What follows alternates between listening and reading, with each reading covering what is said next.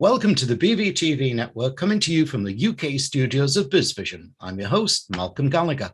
This is episode 2 in the BVTV Trilogy with Executive Communication Coach Gina Balarin. Hello again, Gina.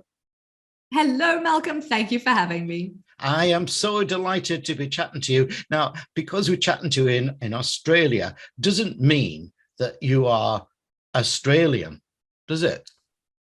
Not at all. In fact, I was born in South Africa.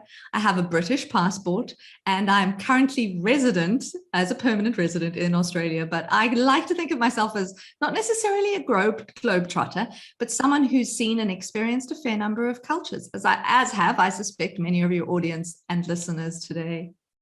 Yeah, but that really is, has brought you a wealth of knowledge and experience, which must help in storytelling. You're the passionate corporate storyteller.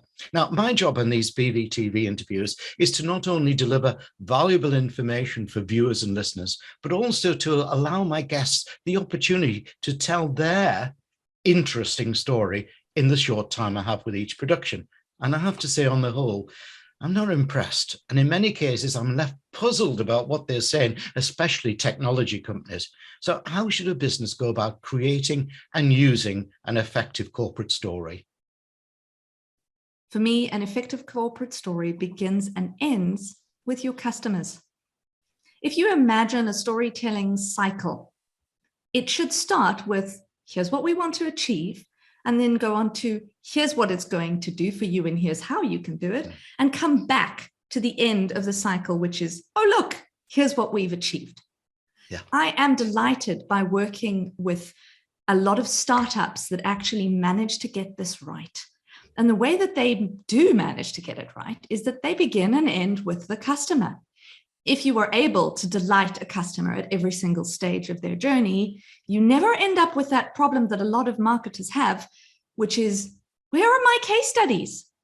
And then anyone who's looking for customer stories goes frantically searching high and low for happy customers, only to discover that what was sold was not what delivered, and what was delivered was not what people had expected in the first place. It ends up breaking trust, and you don't get great stories at the end of it. However, when you do it right, the moment of customer delight doesn't actually just start with, hey, here's this wonderful promise that a company has made me. It actually ends by being able to fulfill on that promise. And so one of the biggest lessons to anyone collecting corporate stories is this: find the golden moment. You might be happy with your customer experience when you first sign the contract, and you might be happy once you've just started the implementation in a software example, but are you going to be happy when the renewal time comes? Probably not. No one wants to end up paying a renewal fee, even if you knew it was coming. And so I would say that it's probably not a good time to go asking for stories when you're asking for money too. So there is always a golden moment, but it's not always easy to find that golden moment. And so actually, the art of business storytelling isn't just about getting great interviews or making sure that you've collected all the wonderful USPs that they've experienced that have actually resulted in meeting their KPIs. Talk about jargon soup there for a second. But it's actually about making sure that you know which people in your company have that relationship with your customers. When they do that, they know what the golden moments are. And it's really easy for your marketers and anyone else who's telling the stories or benefiting from the stories to find those stories and to use them effectively. Now, do you think there's a structure in a storytelling, in formatting a storytelling, a beginning, middle, and end type of thing? There is and there isn't. Yes, there's obviously a beginning, a middle, and an end. But humans are compelled by narrative. And it's actually quite easy for skilled storytellers to subvert the beginning, middle, and end narrative in order to make their audience more engaged. So let me give you an example.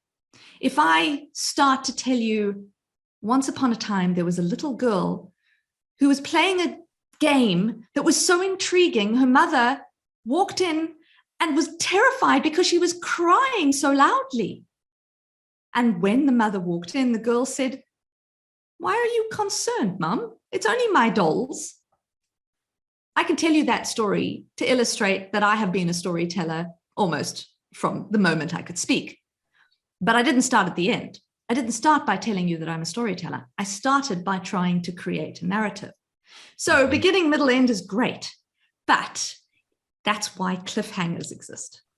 That's why soap operas make the money that they do, because they never give you the end. No. I haven't found any literature to support this theory yet, but I personally believe that humans are compelled to finish a story. And that is partly why. Surely the person that's listening should then feel that they can then take on and complete the end of the story. Oh, that's a lovely way of thinking about it. I think that when we're listening to a corporate story, we want to be able to see what the end could look like. But we have to assume the role of the hero character. And if the story is written well enough that you can identify with that hero character, so in the case of a case study, you want to have a business like yours who has problems like yours, then you do, yes, obviously fit yourself into that narrative. But I don't know that a corporate story should actually leave people hanging. I think that would be deeply uncomfortable for most readers or viewers or listeners to that story. Where do you think humor plays its part in a corporate story? I don't mean telling a joke, by the way, because I think that's a daft thing to do, but humor can be, it can be used as self-deprecating, for example, can't it? Well, I think the English are the masters of the art of self-deprecating humor, no question about that. But if we look at how humor is being used in a corporate context nowadays, I'll simply refer you to LinkedIn and the fact that they actually added to their range of emojis the laugh emoji, probably only a month ago. And if LinkedIn is seen as the most corporate of the social media platforms, and they've added a laugh emoji, it tells me that there is room for laughter in business, more and more room. There's speakers talking about this as if it were somehow a breakthrough, but we all know the fundamental message is people buy from people. If we like the people we're buying from, we're more likely to buy from them. And so if we believe they have something that makes us feel better about ourselves, then by all means use humor.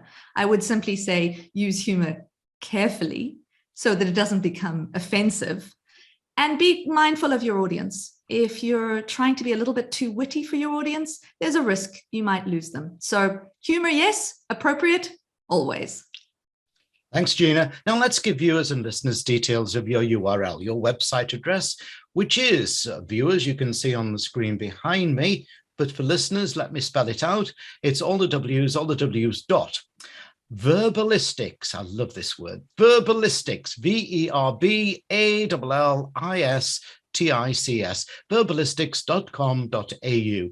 Gina's book is called The Secret Army, Leadership, Marketing, and the Power of People. Check it out and order it today through Amazon. Now, in particular, scan down to the reviews and see what people are saying about it, and especially how applicable it is, no matter your job or position. In the final episode of Gina's trilogy, I want to move away from a focus on storytelling and ask Gina which communication skills leaders should be focusing on improving right now. So can we do that, Gina? Absolutely.